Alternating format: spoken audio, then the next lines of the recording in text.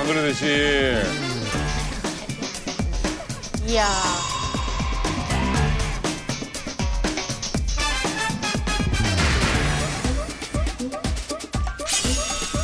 야, 저런 게 진짜. 명수대가 떨어진 해커 부대.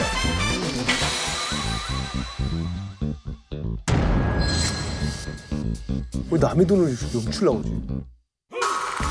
야, 1년?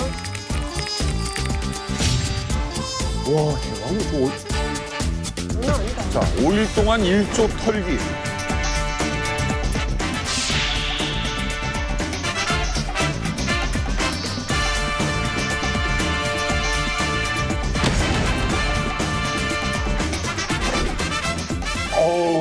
방글라데시 중앙은행 이게 뭐 어떤 곳이냐라고 보면은 그러니까 우리나라 한국은행하고 같은 거예요. 자, 이곳에서 1조 원을 털어라. 이게 뭐 말이 되는 얘기입니까? 1조. 김정은 직접 오더를 내린 거예요. 중앙은행, 우리나라 한국은행을 털라. 그것도 1조 원을 털라. 그럼 장군님의 오더를 수행하려면 나 작전을 짜야죠. 그럼 어떻게 작전을 짜냐. 방글라데시에 가지도 않고 돈을 빼내는 작전을 세웁니다. 어디서요?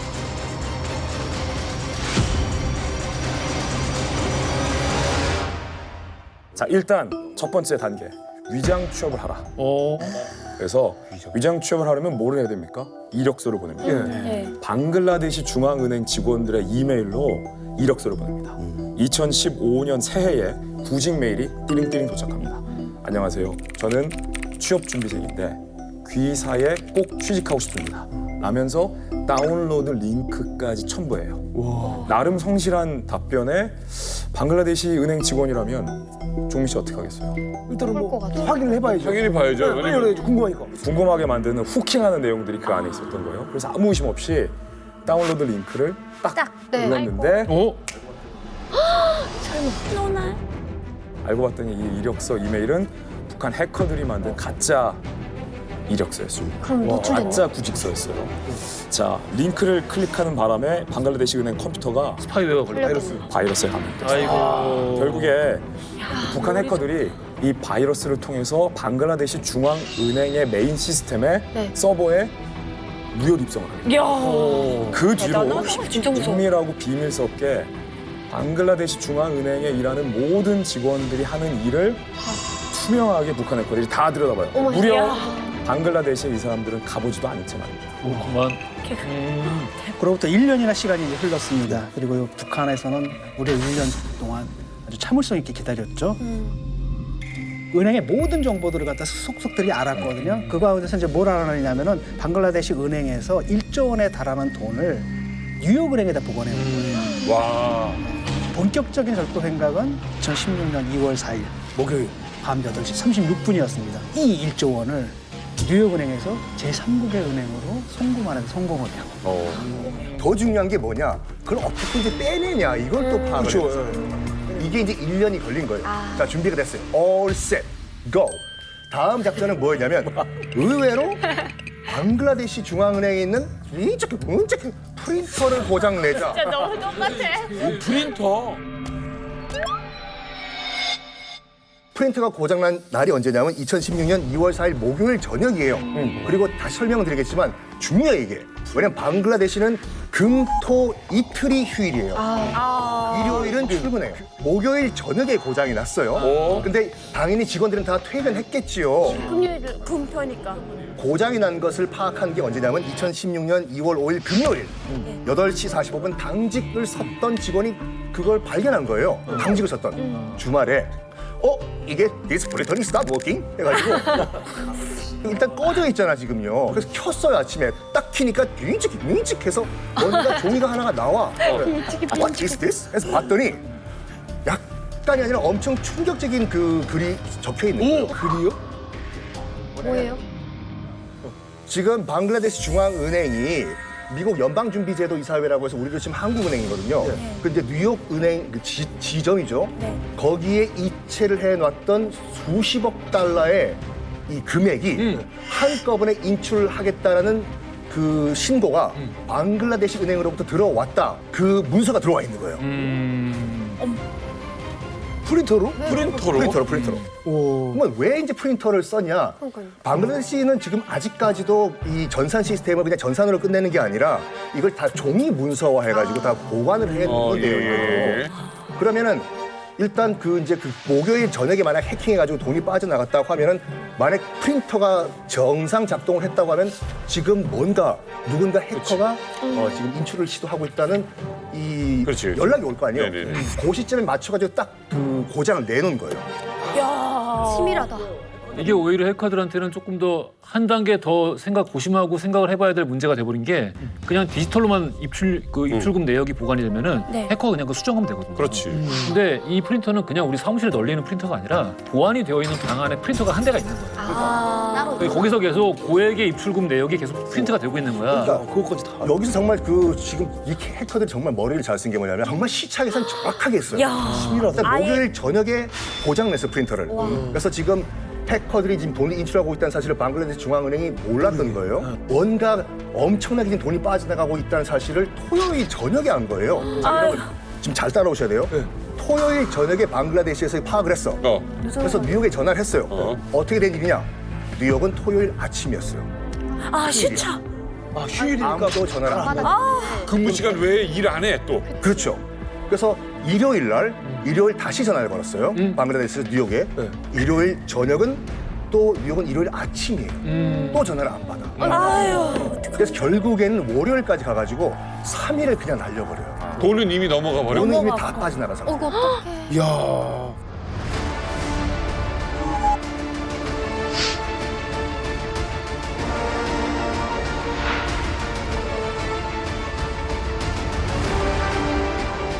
아니 너무 소름이다.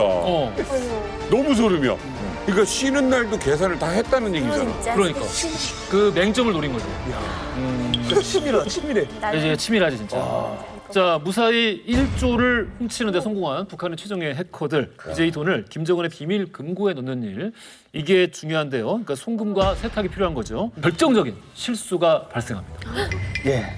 무사히 김정은의 지령을 수행한 북한의 해커들. 별 어려움 없이 제3국으로 돈을 송금하는 데 성공을 했죠. 이제 남은 건 뭡니까? 김정은의 칭찬을 받으면서 상을 받는 일만 남았는데 너무 안일했던 탓일까요? 딱 한 가지 실수가 이들의 발목을 잡고 맙니다. 그게 뭘까요? 실수? 뭐지? 주피터. 주피터. 목성? 아, 이 주피터 하면 뭐 행성 이름이에요? 예, 북한 해커들이 제3국으로 돈을 보냈다고 하지 않았습니까? 네. 그런데 제3국에 수백 개의 은행 지점 중에서 해커들이 돈을 보낸 은행이 주피터 스트리트라는 곳에 위치해 있었거든요. 근데 하필이면 주피터라는 이름이 미국의 경제 제재를 받고 있는 이란 선박의 이름과 동일했던 거예요. 그보다 뜬 거지. 에러가 뜬 거지. 그러니까 뉴욕 은행에서 서버에 주피터라고 딱 입력을 해보니까 자동으로 이체 정지가 딱 걸려버리는 겁니다. 제재 근데 기업이야. 북한 해커들이 이걸 갖다 사전에 인지를 못했던 거예요. 그래서 1조 원 중에서 그 9천억 원이 이 이체 정지에 걸려버립니다. 그래서 이들의 손에는 그냥 거의 10분의 1, 1,000억만 남게 되죠. 천억이 뭐 어디야? 거도 어디. 그렇죠. 자, 보세요. 자, 원래 목표액이 1조잖아요. 근데 그 어려운 해킹에 성공한 거예요. 비밀의 방에 있는 프린터까지 다 해킹을 한 거예요. 시차까지 완벽히 계산했어요.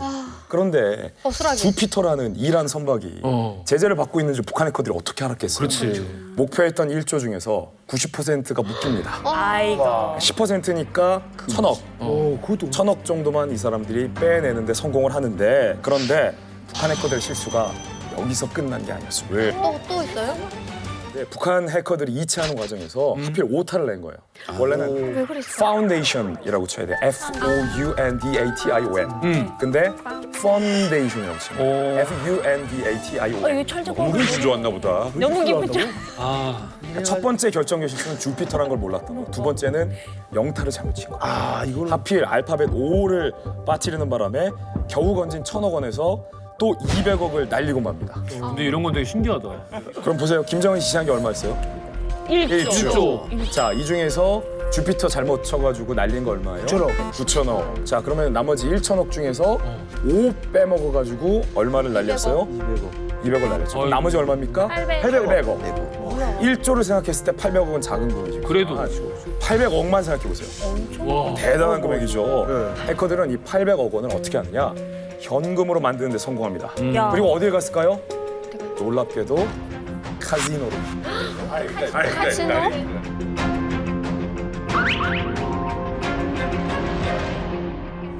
바로 이거를 전문 용어로 세탁, 그런 소리. 돈 세탁이라고 합니다. 네, 카지노를 돈 세탁으로 많이 악용을 하더라고요. 많이 하죠. 예. 아무튼 어마어마하죠. 네. 그래도 800억이면 진짜 어마어마한 거잖아요. 이거는. 북한 해커들이 이 돈을 일단 수중에 가집니다. 가지고 그다음에 돈 세탁을 아무래도 해야 되니까 이 돈 세탁을 카지노에서 하리라 하고 칩으로 싹 다 바꿔버려요. 도대체 어느 카지노가 이거를 800억을 칩으로? 그리고 그 800억 중에서 이제 일부를 거기에 있는 중국인 현지 협조원한테 줍니다. 이제. 가지고 빠지라.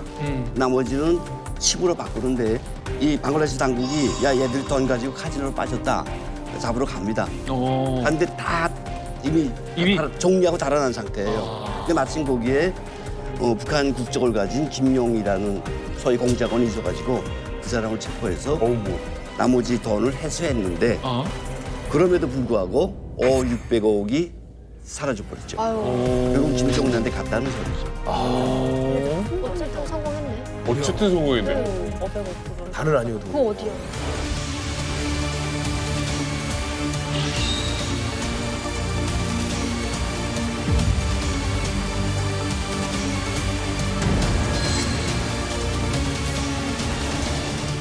자, 그런데요. 어쨌든 북한의 최고위층의 지령 없이는 이건 불가능한 그렇죠. 범죄입니다. 예. 그런데 이 주범, 주동자 어디로 갔고 어떻게 됐느냐? 이거 너무 궁금합니다. 미국에서 2014년 소니픽처스 공격을 받고 2016년도 방글라데시 은행은 동남아 은행이잖아요. 예. 근데 실제로 그게 뉴욕 연방준비은행에 예치돼 있던 약 8,100만 달러가 해킹을 당해서 돈이 빠져나가니까 미국 입장에서는 이거 우리 뉴욕은행에 있던 돈인데 나갔잖아요. 방글라데시 은행이 아니라 그렇죠. 스크래치를 당하는 거예요. 자존심에. 기분 나쁜 거죠. 그래서 당시에 오바마 전 대통령이 소니픽처스 영화사 해킹당한 거하고 방글라데시 은행 해킹당한 거를 철저하게 조사해라 라는 지시가 내려오게 되는 거예요. 그러면서 미국의 정보기관 FBI를 포함해서 이 사건에 대해서 조사를 하게 되고 몇 년 동안 조사를 해서 2018년 9월 6일 날 미 법무부가 기자회견을 열게 되는 거예요. 그러면서 박진혁이라는 해커를 박진혁. 얼굴을 공개하게 되는 거죠.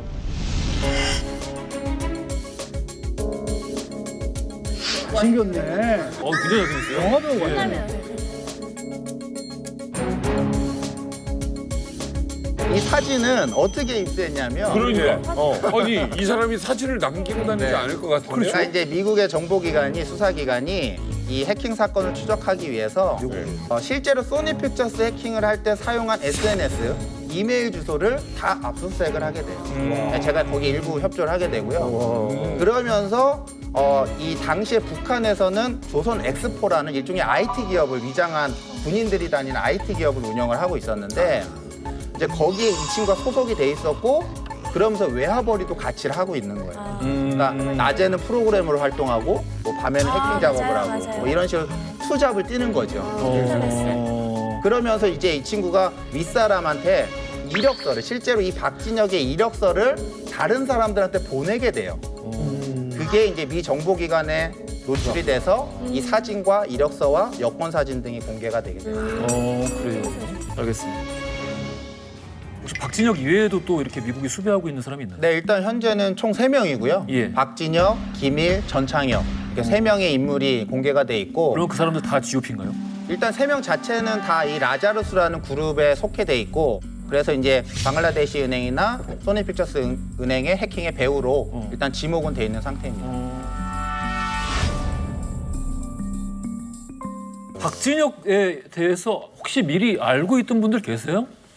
사실 박진혁은 어릴 때부터 수학 천재로 소문난 인물이었거든요. 그러니까 머리가 비상하고 수학을 잘하다 보니까 평양에 뽑혀가게 됐고 그때부터 해커 전문 양성 교육을 받게 되는 거죠. 근데 비단 박진혁뿐만 아니라 북한에서 머리가 좋다라고 하는 애들은 천재성 기질을 띤 아이들은 평양에 뽑혀가서 이렇게 해커 교육을 받는데 교육을 받는다고 뭐 100% 사람들이 다 해커로 이제 성장하는 건 아니에요. 이 속에서도 살아남아야 되는데 이 박진혁 같은 사람이 그 속에서 살아남아서 장군님의 사이버 전사가 된 거죠. 장군님의 사이버 전사로 거듭난 후에 이 사람이 중국 항해 도시죠. 대련으로 넘어가서 낮에는 프로그래머로 일하고 밤에는 해커 생활을 하면서 살았죠. 네. 한국뿐 아니라 전 세계를 해킹으로 뒤흔든 박진혁. 전 세계 얼굴이 공개가 됐으니까 상당히 유명한 북한 사람으로서는 아마 해외에서 가장 많이 알고 있는 얼굴 중에 한 명이 되지 않았을까라는 생각이 드는데요. 그의 정체가 궁금합니다. 무려 12년이라는 세월 동안 전 국민을 감쪽같이 속여버린 사람이 있었는데요. 자, 제가 그분을 소개를 해드리겠습니다. 그분의 이름은 무하마드 깐수. 아버지는 선교사 출신 필리핀인, 어머니는 레바논인이었습니다. 아, 그래서 뭐 깐수가 된 거죠. 네. 한국에 들어와요. 한국말을 하나도 모르는 상태에서 Y대학교의 어학당에 들어갑니다. 외국인이기 때문에. 그런데 불과 그 어학당에 입학한 지 5년 후에 우리말로 된 논문을 써서 박사학위를 뿐만 아니라 무려 12개 국어를 12개 할 수가 있어요. 영어, 중국어, 일본어, 아랍어 등등등.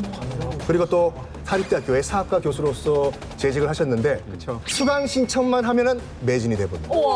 그리고 또 한국에서 16살 연하의 간호사 출신 부인을 만나가지고 결혼한 로맨티스트 겸 천재가 오늘의 주인공입니다. 네. 네, 썬킴 교수님이 굉장히 중요한 지적을 해주셨고 그에 못지않은 중요한 인물을 제가 지금 또 소개하겠습니다. 이름은 정수일. 중국 길림성에서 태어난 조선족입니다. 네. 조선족 최초로 베이징대의 아랍어 학과에 입학해서 우수한 성적으로 졸업을 합니다. 그리고 모로코 주재 중국 대사관에서 2등 서기관으로 근무한 엘리트 조선족이기도 합니다. 그런데 어느 날 갑자기 북한으로 귀화를 해버립니다. 그리고 북한 당국의 지령을 받아서 한국으로 몰래 넘어옵니다. 자, 태생부터 자라온 환경 그리고 과정 모든 게 다른 이 두 사람. 이 두 사람에게는 어떤 공통점이 하나가 있습니다. 깐수네. 때 한인물이다. 아랍 사람 같아. 뛰면 정수일. 코스열 붙이면 깐수. 뛰면 정수일. 동물인물이었나요? 그렇죠. 헤어라인. 아니 자, 이게요? 지금 놀래잖아요. 아예 다른 이 두 인물이 한 사람이랍니다. 아, 이거 너무 놀라운데?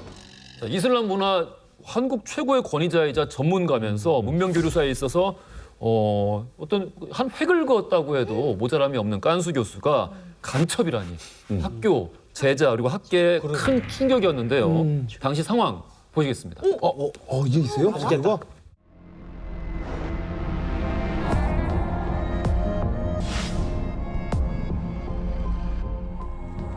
단국대 교수 무하마드 깐수 씨는 외국인이 아니라 본명이 정수일인 남파 간첩으로 드러났습니다. 들으면서도 이상하죠. 외국인 같이 생겼는데. 정수일의 또 다른 이름 무함마드 깐수 교수는 동서문화교류 분야에서 인정받는 학자였습니다. 그의 신라 아랍어 교수는 학생들 사이에 꽤 인기 있는 과목이었습니다. 동료 교수들도 꾸준히 논문을 발표하며 왕성한 활동을 해온 이 아랍인 교수를 전혀 의심하지 않았습니다. 아랍 사람이라 아주 깜빡 믿고 있었다고. 요새 또 뭐 외국에도 막 돌아다니고 했다서 국제적인 이제 학자로 크는구나 그런 생각만 했었지 뭐. 북한을 떠난 뒤 중동과 동남아 지역을 돌면서 레바논 국적과 필리핀 국적을 취득하는 이른바 국적 세탁 작업을 해온 것으로 드러났습니다. 이 때문에 모든 주위 사람은 물론 8년 전에 결혼한 한국인 부인마저도 감쪽같이 속았습니다. 필리핀 국적인으로 알고 있습니다. 부인이 그렇게 알고 있습니다. 12년 동안 사회 각계 저명 인사들과 친분 관계를 유지해 오면서 남한 정세 정보 수집에 주력해 왔으며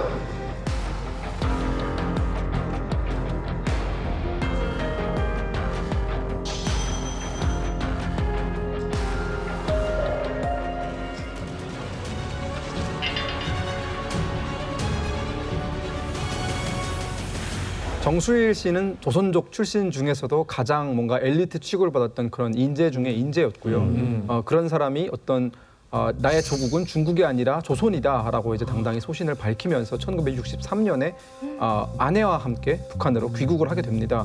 높은 꿈을 가지고 북한에 들어왔어요. 근데 하필 타이밍이 안 좋았거든요. 왜? 북한이 당시 그때 반종파 투쟁 이러면서 중국에서 들어온 그렇죠. 연합한 거예요.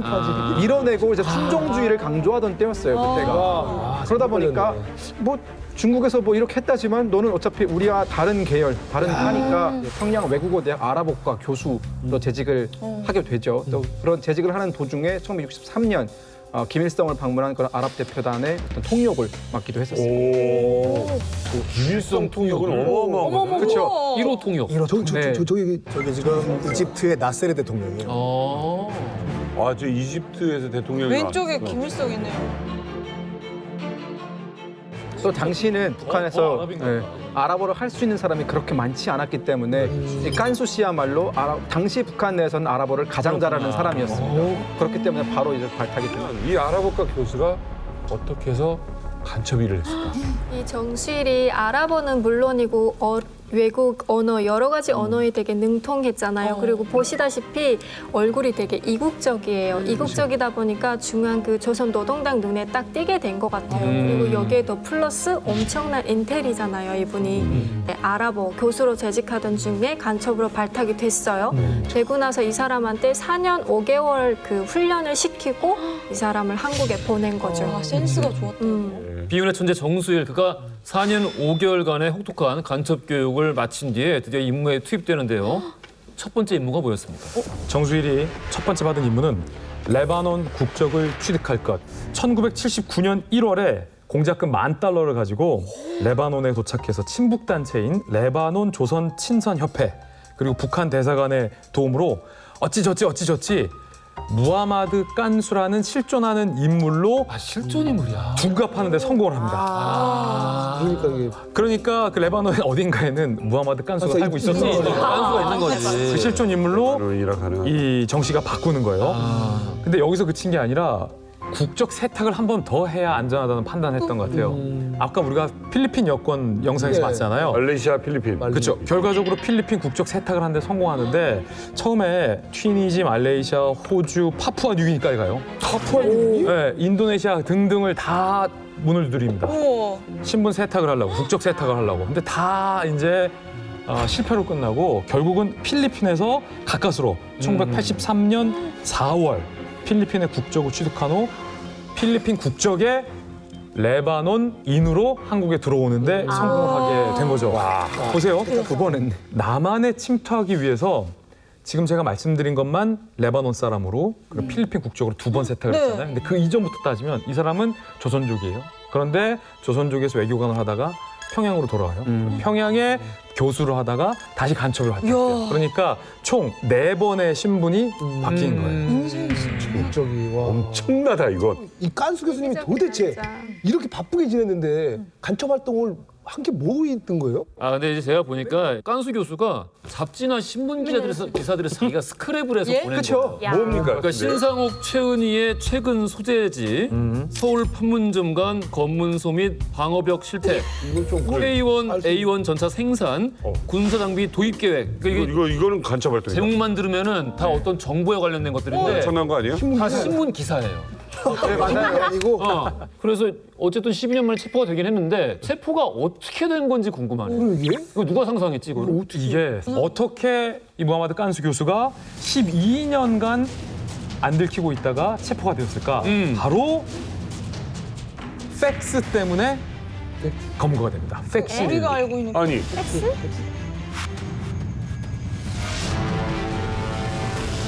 7월에 체포가 됐잖아요. 4개월 전으로 시간을 쫙 돌려볼게요. 4개월 전부터 알았구나. 네, 서울에 프라자 호텔이라고 있습니다. 시청 앞에. 시청 앞에 지금도 있는 그 프라자 호텔에서 뭔가 중요한 첩보를 안기부가 감지해냅니다. 프라자 호텔에서 팩스를 이용해서 남한의 주요 정보, 대한민국의 주요 정보를 중국에 있는 북한 대사관으로 누군가가 보낸다. 깜짝이야. 근데 이거는 깜짝이네. 사실은 팩스는 다 기록이 남아요. 통신 같기 때문에 안기부가 그 주변에 CCTV를 쫙 깝니다. 그래서 용의자를 특정해내는데 외국인으로 보이는 남성이 프라자 호텔에서 정기적으로 팩스를 이용한다. 그런데 그 외국이 어느 쪽이냐면 이 아랍권 외국인 같다. 어머예요. 국정원이 안기부가 몽타주까지 만들어요. 근데 웃긴 게 몽타주까지 만들면서 누가 봐도 몽타주가 깐수 교수인데 그때까지만 하더라도 안기부가 깐수를 그리면서 하지만 깐수라고 깐수는 생각을 아니에요. 못했던 거야. 아예 연관성이 없었던 사람. 왜냐면 깐수는 그 깐수거든. 해본 사람 있겠구나 그냥 이렇게. 예. 그래서 누가 봐도 깐수 같은 몽타주를 그 프라자 호텔 관계자들에게 다 줍니다. 뭐 로비랑 이런 데 돌렸겠죠. 자, 그때부터 안기부가 그 프라자 호텔을 감시하고 철저하게 모니터링하고 4개월간 그게 이어집니다. 4개월 뒤 바로 7월 3일 낮 12시가 지난 시각 플라자 호텔 로비에 몽타주랑 똑같이 생긴 외국인이 호텔 로비로 들어와서 섹스를 사용해도 되겠냐고 물어봐요. 호텔 종업원이 딱 봤어. 프론트에서 쓱 꺼냈는데 너무 똑같아. 어떡해요. 이분이 오셨네. 이분이 오셨네. 이분이 오셨어. 왔어. 그러니까 호텔 종업원은 이분이 깐수 교수라는 건 몰랐는데 몽타주가 너무 이분이었어요. 그래서 호텔 직원이 여기서 순간적인 기지를 발휘합니다. 어떻게? 제가 지금 팩스가 고장나서 잠시만 기다리세요라고 가서 신고하는 거야. 안기부에 신고를 한 거예요. 몽타주랑 똑같은 남성이 팩스를 사용하러 왔어요. 라고 해서 바로 붙잡힌 게 알고 봤더니 무하마드 깐수 교수였죠. 깐수라는 사실도 충격적이었는데 우리는 지금 알지만 깐수 교수가 지금까지 밝혔던 모든 것들이 다 가짜였다는 거예요. 그의 연구 실적만 빼고 바이오그래피 그의 본적, 뭐 예를 들어서 고향, 국적, 뭐 취미생활, 이름, 한국어 실력 만들어진 거구나. 다 가짜였고 그냥 팩트는 난파 간첩이었을 뿐이라는 사실이 사실은 안기부도 놀라고 전 대한민국 국민이 다 놀랄만한 그런 검거 사건이었죠. 일단 뭐 어쨌거나 이제 한 나라의 정보를 빼돌린 거잖아요. 그렇죠. 그러면 간첩 신분이 들통난 후에 어떤 좀 처벌을 받았어요? 간첩으로 체포됐으니까 국가보안법 위반이고 무려 12년간 위장 간첩으로 대한민국의 정보들을 북한으로 직접 빼돌렸던 인물이기 때문에 사형? 그때 당시 사형을 구형했습니다. 그럴 수밖에 없었던 입장이기도 해요. 우리나라 정보 당국에서도. 12년 동안 했는데 그런데 최종적으로 사형이 구형됐는데 형량이 징역 12년을 선고받는데 그칩니다. 근데 이게 참 아이러니한 게 이 깐수가 국내에서 12년간 간첩으로 활동했잖아요. 그렇죠. 근데 사형을 구형했지만 12년형 똑같이. 그러니까 12년. 그런 의미를 그때 재판부가 부여했는지는 잘 모르겠으나 이제 와서 제가 생각해 보면 12년간 간첩으로 생활했던 기간만큼 12년간 수감하면서 하루하루를 속죄하라 라는 의미로 굉장한 선처를 해준 거예요. 이례적인 선처. 그러니까 무기로 감형 정도가 보통인데. 그렇죠. 그래서 그때 재판부가 왜 선처를 이렇게 해줬는지에 대해서 세 가지 이유로 바뀝니다. 첫 번째, 다들 말씀하셨듯이 북한으로 열심히 나르긴 했는데 그다지 그걸 국가 기밀로 볼 수 없다. 첫 번째. 두 번째, 간첩은 맞지만 국내에서 그간의 연구한 업적들이 너무 국내 학계 발전에 탁월하다. 기여를 했다. 세 번째, 전향 의사를 밝혔다. 전향 의사를 밝혔어요? 예, 결국에 전향 의사를 밝혔어요. 이 세 가지가 참작이 돼서 이걸 기소하는 우리 국정원이나 아니면 형량을 때리는 법원 입장에서 다 이 사람은 좀 봐줘도 된다라는 공감대가 있었던 거죠. 공감대가 있습니다. 묘하다. 진짜. 이렇게 학문에 대한 열정도 많고 제재에 대한 사랑도 있고 나의 연구에 대한 애착도 있고 조국에 대한 사랑도 있는데 바로 이북에 남겨진 가족들 때문에 처음에는 전향을 하지 못했다고요. 그런데 한 사람 때문에 논문도 아니고 연구도 아니고 딱 한 사람 때문에 전향을 하기로 결심을 합니다. 아내. 남한에 있는 아내. 이 나쁜 남편에게 속아서 우리 남편은 아랍인인데 국적이 필리핀이에요 라고 12년간 남편한테 까마득하게 속고 살았던 그 불쌍한 어린 아내. 난 그게 너무 미안했을 것 같아. 그 아내 때문에 깐수 교수님이 전향을 하기로 결심을 하고 자 여기 제가 아내에게 보냈던 옥중에서의 무하마드 깐수 교수님의 편지를 제가 가져왔습니다. 읽어드릴게요. 나는 당신에게 인고의 쓰라림을 더 이상 안겨주지 않기 위해 나를 잊어달라라고 단장의 절규를 한 바 있소. 단장의 절규. 그러나 당신은 기다림으로 잊음을 멀리하겠다고 정령 기담 같은 큰 사랑으로 내게 화답해왔소. 사실 하염없을 기다림이란 그 자체가 그리움이고 외로움이고 괴로움이 아니겠소. 당신은 이 모든 것을 운명으로 받아들이고 단호하게 그 괴로움인 기다림을 선택했어. 그 문학이네 문학. 그러니까 이게 무슨 시네. 주옥 학교의 같다. 문학이고 그냥 지금 교과서에 실어도 될 것 같은. 아니 학자의 글이 아니야. 이건 진짜 문학인데? 무하마드 깐수 입장에서는 어쩌면 그때 당시 초기 깐수에게는 평양에 있는 내 아내가 있고 평양에 있는 내 딸이 있기 때문에 어쩌면 내가 공작을 위해서 이용해 버리고 버릴 공작에 안타깝지만 희생될 여자 정도로 생각했을지 모르겠어요. 그런데 12년을 같이 살고 12년간 내가 철석같이 믿었던 남편이 처음부터 끝까지 날 모든 걸 속였다라는 아내의 배신감이 이루 말할 수 없을 텐데 그 아내가 지금 깐수 교수님의 편지처럼 기다림을 택합니다. 나만의 아내가 매달 2번씩 면회를 오고요. 편지를 보내고요. 지극한 옥바라지를 합니다. 여기에 어떤 남자가 무너져 내리지 않을 수 있겠습니까? 그 정성에 감동한 깐수 교수님이 96년 11월에 아내 때문에 전향서를 제출하고요. 사실 제가 오늘 촬영 전에 정수일 교수님의 사모님, 이 편지의 주인공인 만났어요? 사모님께 전화 통화를 직접 했습니다. 진짜이세요? 네, 자택에 계신 교수님 그 사모님에게 전화를 드렸고 제가 그 사모님에게 길게 안 묻고 이렇게 물어봤어요. 남편이 사모님을 철석같이 다 속였는데 어떻게 그런 기다림을 택할 수 있었는지 미울 수도 있는데. 남편이 전향하게 된 이유가 학업 때문입니까? 아니면 제자 때문입니까? 연구 실적 때문입니까? 라고 하니까 사모님이 쑥스러운지 아무 말을 안 하는 거예요. 그래서 제가 물어봤어요. 사모님을 사랑해서죠? 라고 물어보니까 통화하는 뭐 한 10여 분 동안 가장 밝고 소녀 같은 목소리로 웃으시더니 그건 제가 잘 모르겠어요. 라고 말씀하시더라고요. 그게 정답인 거네. 그게 정답인 거죠.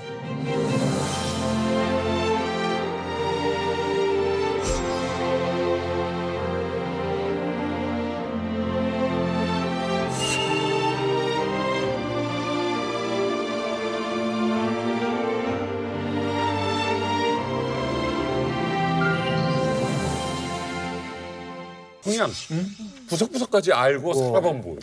지금까지. 진짜 장미 같은. 예. 2020년에 한국으로 온 장미 씨를 소개합니다.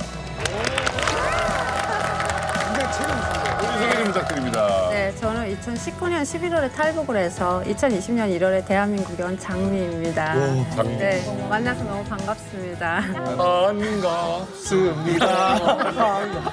제가 살았던 지역은 아까 말씀을 하셨다시피 평양하고 함경북도 청진이었어요. 네. 아니 왜 두 군데 사셨죠? 청진에서 태어나가지고 평양에 공부하러 갔었어요.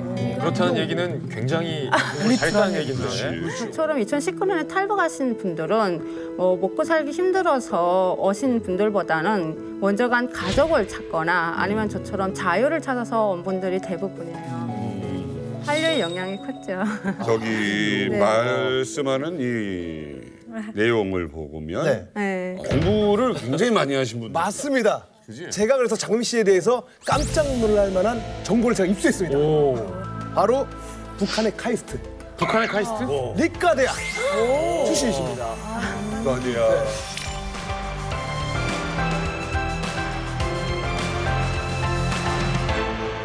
리과대학은 진짜 공부 잘하는 사람. 리과대학이 어떤 데입니까? 그건 진짜 유명하죠. 그러니까 리과대학이란 말만 들어도 와 하는데 저는 리과대학이라면 감히 상상도 못하고 어느 집이 딸이 리과대학 갔다면 야 어찌게 할 정도로 그렇게 부러운 한국으로 말하면 완전 서울대나 갔다고 생각하면 되지. 종합대학. 그리고 또 있습니다. 두 번째 바로 이 자리에 있는 이만갑 식구 중에 한 분과 피로 맺어진 관계랍니다. 피로 맺었다고? 그렇죠.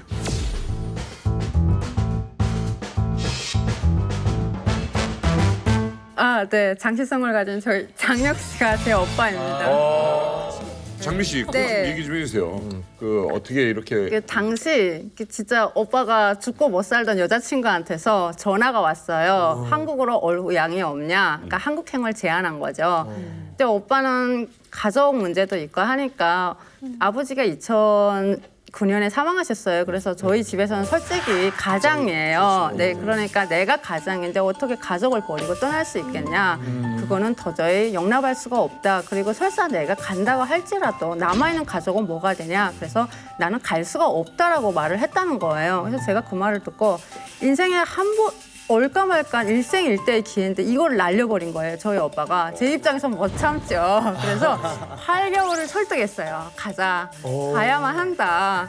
그래서 가자고 일단 마음이 합쳐졌는데 어떻게 갈 것이냐가 진짜 관건이었어요.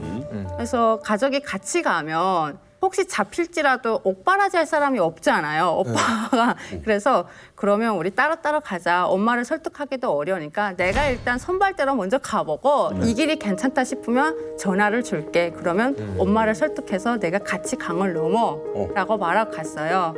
보름 만에 전화가 왔더라고요. 네, 그래서 따라온 거예요. 엄마도 네. 같이? 네, 엄마도 같이 왔어요. 대단하다. 네. 아 진짜 아니 우리가 북한 사실 MZ 세대들 좀 다르다 뭐 이런 얘기를 좀 많이 했었는데 요즘 북한의 요즘 젊은 세대들은 어때요? 요즘 세대는 한국의 정치, 경제, 문화 이런 거에 대해서 자주 논의를 하고 알고 있어요? 알고 있어요. 한류의 영향인 거죠. 비디오를 너무 많이 봐가지고 그래요? 네, 또 그리고 그 비디오에 한국 대학생들이 알바하는 모습도 나와요. 근데 그 모습을 되게 부러워해요. 한국하고는 달리 북한은 부모님들이 뒷바라지를 해줘요. 그렇기 때문에 알바를 할 수가 없고 할 수 있는 상황이 안 돼요. 알바 개념 자체가 없는 네. 거예요? 할 수는 있는 거예요? 아니요. 알바의 개념 자체가 없어요. 일단 알바를 하려면 시간이 있어야 되는데 시간이 없어요. 그러니까 북한 대학생들은 오전부터 오후까지 강의를 하고 그리고 오후 지나서부터는 조직 생활이라는 걸 해요. 이 시간이 나야지 무슨 알바를 하든 뭘 하든 할 거잖아요. 그래서 이 사람들이 낼 수 있는 거는 짬 시간밖에 없어요. 짬 시간에 알바를 하더라도 가정교사 같은 걸 할 수는 있는데 솔직히 북한 부모님들 입장에서 뭐 새파랗게 젊은 대학생한테 가정교육을 시키기보다는 그냥 특화된 선생님한테 이렇게 맡기는 편이 더 낫기 때문에 사실 거의 돈 벌 수 있는 기회가 없다고 봐야죠. 근데 김일성 네. 종합대학 학생들은 어때요? 요즘 좀 변하고 있어요? 변하고 있어요. 그러니까 예전에는 같은 생각과 같은 행동을 취했다면 네. 이제는 서로 다른 생각을 하고 그리고 마음에 맞는 친구들끼리 끼리끼리 놀아요. 스터디하듯이. 네. 요즘에 김일성 종합대학에서 사건이 하나 터졌는데 대학생들이 몇몇이 몰래 빠져나와가지고 도타라는 게임을 했대요. 도타. 도타? 네, 맞아요. 롤 비슷한 게임이 롤 있어요. 비슷한 게임이 있어요. 북한 대학생들을 네. 강탄. 네. 그게 엄청난 이슈가 돼가지고 사상투쟁회가 열렸는데 어떤 얘기까지 나왔냐면 이제 다시 게임을 하는 경우에는 퇴학을 시키겠다. 이 정도로 좋은 말로 해서는 애들을 다스릴 수가 없으니까 이제는 강압적인 방법으로 다스리겠다는 거죠. 근데 김일성 종합대학이 어떤 대학이에요? 평양의 명문대학교잖아요. 명문대학생들이 이렇게 썩었다는 거는 북한 대학생들 전체가 네, 물들었다. 아주 걷잡기 힘든 방향으로 나아가고 있다고 네, 말해도 과언이 아니에요. 온라인 게임이에요? 네. 북한 게임이에요? 북한에서 그러니까 만든? 망호부를 통해서 인트라넷으로 연결을 해가지고 게임을 하는 거죠. 네. 아니 근데 이해가 안 되는 게 도타라는 게임의 뭐 주제나 내용이 네. 뭐길래 그것 때문에 규탄을 하고 썩었다는 표현이 나오고. 그러니까 친구들이 그냥 그 장군님 말씀만 따라야 되는데 뭔가 새로운 것에 지금 편향되어 있잖아요. 요즘 젊은 친구들은 팀에 소속되기 싫어하고 굉장히 새 것을 지향하고 있어요. 그러니까 이거를 자체를 그러니까 원천을 막겠다는 거죠. 김정은이 안 그래도 북한의 MZ 세대들 좀 잡겠다라는 네. 식으로 네. 여러 가지 정책들 좀 강압적인 네. 정책들을 펼치고 있는데 여기에 대한 맞아요. 반응들은 어떤가요? 그러니까 예전에 저희 엄마 세대에는 당에서 살라면 살고 죽으라면 죽고 이런 당적관념이 확실했어요. 근데 저희는 아니에요. 그거보다는 조금 부족해요. 예를 들어서 나라에서 뭐 훅 한 킬로를 가지고 오라게요. 그러면 엄마 세대 때는 죽으나 사나 이거를 해야 된다고 생각하고 한 킬로를 메고 갔단 말이에요. 저희 세대는 어떻게 하냐면요. 그 한 킬로를 대신 날라줄 사람을 돈을 주고 고용해요. 네. 근데 그 다음 세대 있잖아요. 다음 세대는 안 해요. 도망을 쳐요, 애초에. 근데 솔직히 그 36개에서도 주랭랑만큼 그 대단한 전법이 어디 있어요? 그냥 도망치면 이거 뭐 방법이 없거든요. 이게 제일 노골적으로 나타나는 데가 군대예요. 왜요? 예전에 군대에 가면 뭐 배고픔, 뭐 추위 이런 것보다는 그 상관한테서 맞고 구타당하고 이게 제일 가슴 아프고 힘들었잖아요. 근데 이 친구들은 도망칠 생각조차를 못한 거예요. 그쵸. 아예 생각조차 못했는데 지금 세대는 바로 도망을 친대요. 탈영한다고? 네, 탈영을 해요. 그래서 그 상관들이 우리 이거비만 잘 넘기자. 예. 왜냐면 이 친구들이 도망치면 그 책임이 전적으로 상관들한테 돌아오거든요. 연대적인 책임이라는 걸 지어요. 그렇기 때문에 진짜 동요를 하면서 그냥 이끌어간다고 하더라고요. 예전하고 많이 달라졌네. 네, 맞아요. 북한 측 첩보 전문가입니다. 북한의 간첩을 만들어내는 특수부대에서 남한에 침투하기 위해 정말 그야말로 뼈를 깎는 훈련을 거친 분입니다. 전직 북한 간첩 이미옥 씨 모셨습니다. 안녕하세요. 반갑습니다. 네, 저는 18살 때 고등학교를 졸업하면서 대남 훈련소에 이제 뽑혀갔던 훈련생이고요. 저는 거기서 생과 사를 넘나드는 그런 훈련을 받으면서 인간 병기로 거기서 키웠고 어떤 지역인지 어느 지역인지도 모를 정도로 은밀하게 훈련을 받은 것 같습니다. 훈련 받으면서 내가 어디서 훈련 받는지를 모르게. 궁금합니다. 북한에는 뭐 대남 연락소 말고도 뭐 경찰청국 그리고 또 과거에 제가 있었던 보위부를 비롯해가지고 이런 방천 및 첩보기관들이 있습니다. 보위부가 하는 일을 보면은 그렇습니다. 뭐 북한에서 우리 대한민국과 관계 있는 이런 첩자들을 잡아내는 역할을 하고 있고 그리고 또 이제 정치, 경제, 문화 이런 산업 스파이들을 또 심고 이런 쪽으로 하고 있고 우리나라 국정원과 좀 차이가 있다면은 국정원은 모르겠습니다만 북한 보위부는 북한 주민들을 감시하는 수비 체계 한 80% 차지하고 있습니다.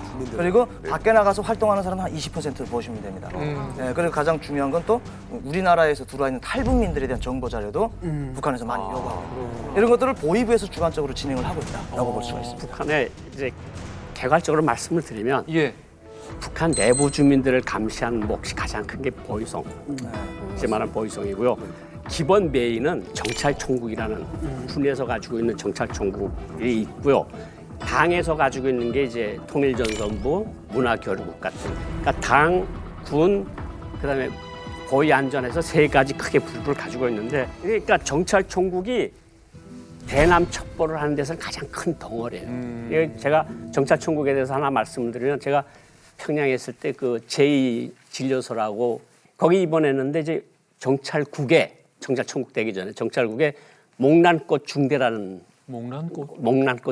중대가 있었는데 정말 하나같이 키가 크고 하나같이 예쁘고 전 조선 사람이 아니라 마담 얼굴 하얗고 스시 정도 되는 거예요? 예, 이런 분들. 근데 제가 입원을 하고 있었는데 저녁에 산책을 나가서 이렇게 도는데 딱딱 소리가 나요. 보니까 이 아가씨가 젓가락으로 문을 던져서 물에 꼽는 자기 출입문에다 그림을 그려놓고 딱 던지면 그냥 딱 들어가 백인데 부들부들 그게 저걸 왜 하냐 그때 손 감각이 떨어지지 않게 그러니까 그 친구들은 한국에 와서 누구를 죽여야 되는데 무기를 못 가지고 들어오니까 숟가락이건 젓가락이건 못 쥐어 있는 게 다 무기인 거야. 여기 딱 들어가면 그냥 뚝 들어가는 거죠. 우와. 그런 거 보고 와 진짜 대단하다 정찰총국. 자 여기서 아주 재밌는 문제를 하나 드리겠습니다. 문제요? 북한이 키우는 특수요원 이 한국에 대한 뭐 정보 말고도 꼭 필수로 알아야 하는 아주 특별한 것이 있다고 합니다. 북한 간첩들은 이것 필기 시험을 봤다. 자, 여쭤보겠습니다. 이미옥 씨는 무슨 필기 시험을 봤습니까?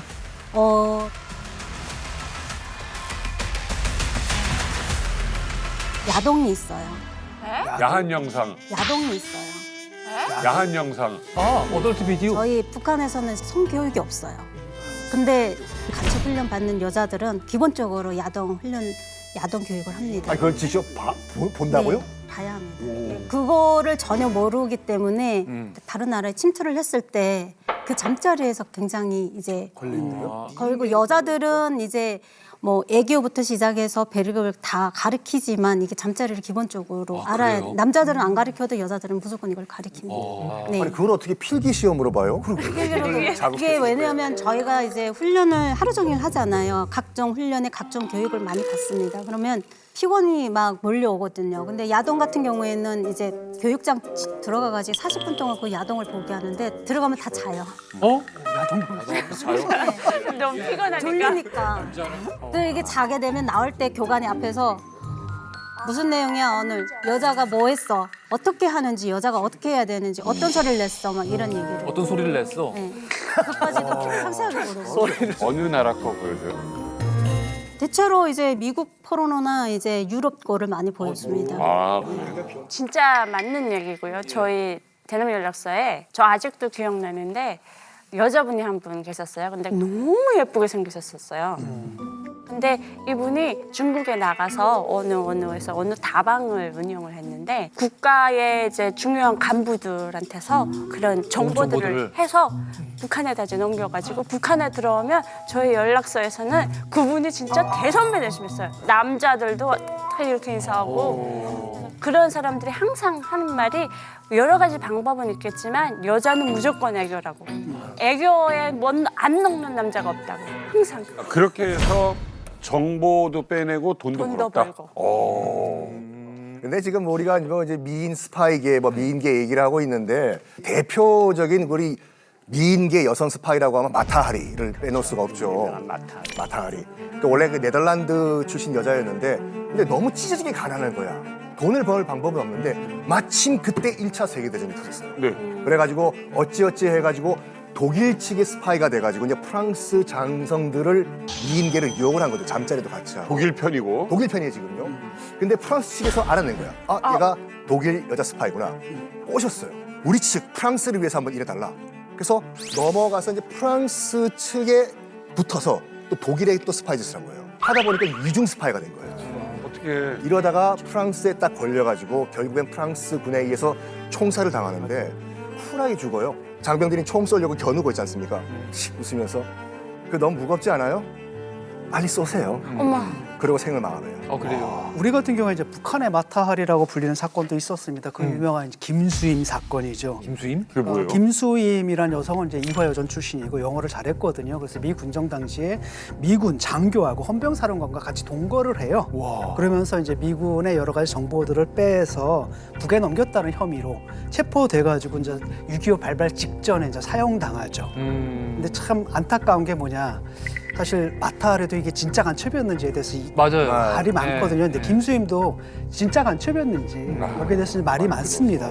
그래서 또 하나는 뭐냐면 이제 리강국이라고 남로당 출신하고 사랑을 했는데 이 리강국은 또 북한에 넘어가가지고 뭐가 되냐 미제 스파이로 처형당하거든요. 어머나. 양쪽이 한쪽은 양쪽이다. 북한 그렇지. 스파이, 하나는 미제 스파이. 그래서 이렇게 폐쇄된 북한의 정확한 정보를 파악하기 위해서는 이 어떤 영상이나 신호, 도청 이런 것보다는 역시나 휴민트를 활용한 정보 확보가 가장 중요하다. 이 사람을 통해서 얻는 정보가 여전히 가장 중요하다라고 할 수 있는 것 같습니다. 예를 들어서 김정일 때 우리 국정원 휴민트가 어느 정도였냐면 김정일 위원장의 한창 건강 이상설이 제기됐을 때 오늘 아침 김정일이 어느 손으로 양치하더라 라는 정보가 보고가 된다. 그때 마비됐다고 그랬거든. 예, 어느 손으로 양치질을 했다. 이건 누군가 봤다는 거잖아요. 그게 그래서 이런 얘기를 공통적으로 많이 했어요. 두 번째, 휴민트에게 어느 지역에 있는 흙을 가져와라 라고 하면 다음 날이 되기 전에 그 흙이 도착했다 라는 얘기를 공통적으로 많이 했어요. 그러니까 그만큼 방사능 여부까지 알 수 있고. 그렇죠. 그러니까 그만큼 우리나라 국정원 휴민트들의 접근이 어마어마했었다라는 거죠. 근데 다 흑금성 어마어마한 휴민트 얘기가 다 그 이전 시대 얘기예요.